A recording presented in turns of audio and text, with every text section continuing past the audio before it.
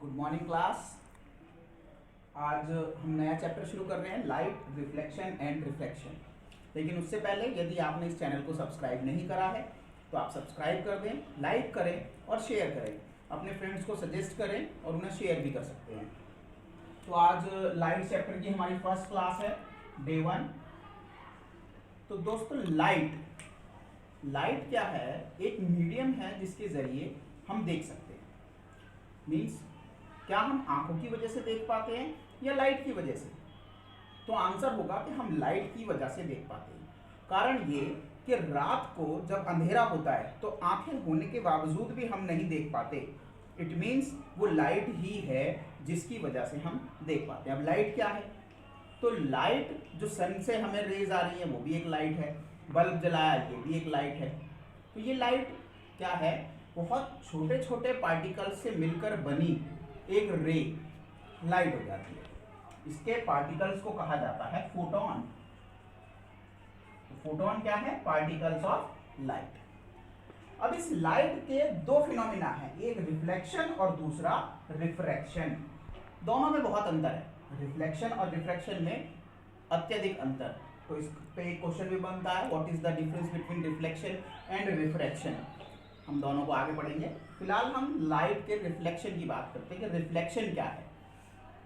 तो मान लो कोई एक प्लेन सरफेस है, चमकीली सतह, वो मिरर भी हो सकता है, थाली भी हो सकती है, या और कोई सतह जिसे भी हम चमकदार सतह मान सकते हैं। जब उस चमकदार सतह पे किसी सोर्स ऑफ लाइट से लाइट डाली जाती है, रोशनी भेजी जाती है, तो वो उसकी सरफेस से टकरा के वापस आती है। This phenomena is called reflection of light.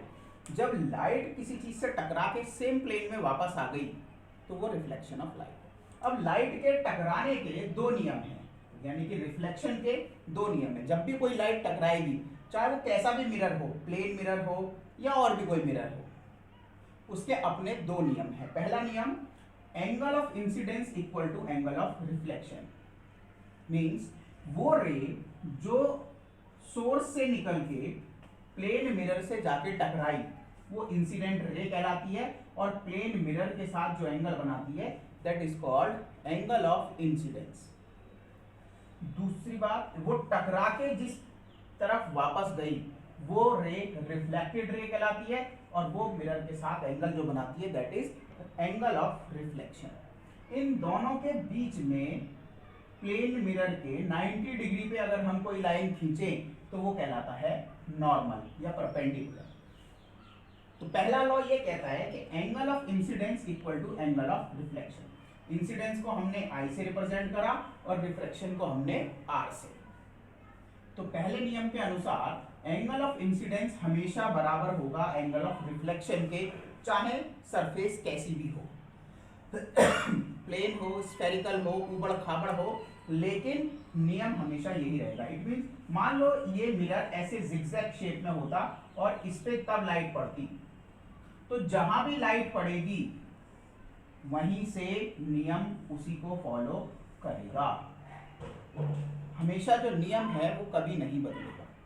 दूसरा नियम क्या है कि incident ray, normal, reflected ray are in the same plane.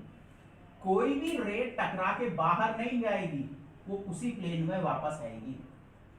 तो दूसरा नियम ये कहता है कि तीनों लाइन एक ही प्लेन में होंगी, दूसरे प्लेन में नहीं जाएंगी, दूसरी तरफ नहीं जाएंगी। तो लॉ ऑफ रिफ्लेक्शन के ये दो नियम हैं जो हमेशा हर सरफेस पे फॉलो करते हैं। अब हम बात करते हैं मिरर्स की। तो मिरर जो हैं वो दो टाइप के हैं, एक प्लेन मिरर और दूसरे स्फेरिकल मिरर। या तो हम प्लेन मिरर की बात करते हैं या स्फेरिकल मिरर। प्लेन मिरर की प्लेन सतह होगी, एक साइड उसकी पॉलिश होगी, इसमें जो भी इमेज बनेगी वो हमेशा वर्चुअल होगी, इरेक्ट होगी। वर्चुअल और इरेक्ट का मतलब, वर्चुअल का मतलब आभासी, प्रतीत होना। यानी कि अगर मैं शीशे में देखूं, अपना राइट हैंड उठाऊंगा तो उसमें लेफ्ट दिखाई देगा, ये वर्चुअल है, और सीधी दिखाई देगी, इरेक्ट होगी।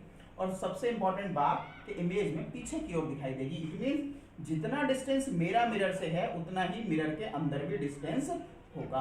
यानी कि दोनों ओरिजिनल पिक्चर और इमेज के बीच में डबल डिस्टेंस हो जाएगा। दूसरे मिरर होते हैं स्फेरिकल मिरर।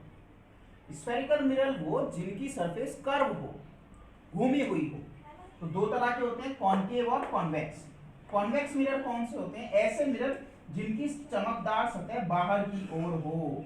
यहां लाइट पड़े वापस आ जाए, तो चमकदार सतह यदि बाहर की ओर है तो कॉन्वेक्स मिरर, और चमकदार सतह यदि अंदर की ओर है तो वो कहलाएगा कॉनकेव मिरर। अब इन सब की अपनी अपनी प्रॉपर्टीज हैं, इनके कुछ अपने पॉइंट हैं जिन्हें हम नेक्स्ट क्लास में डिस्कस करेंगे। Thank you very much.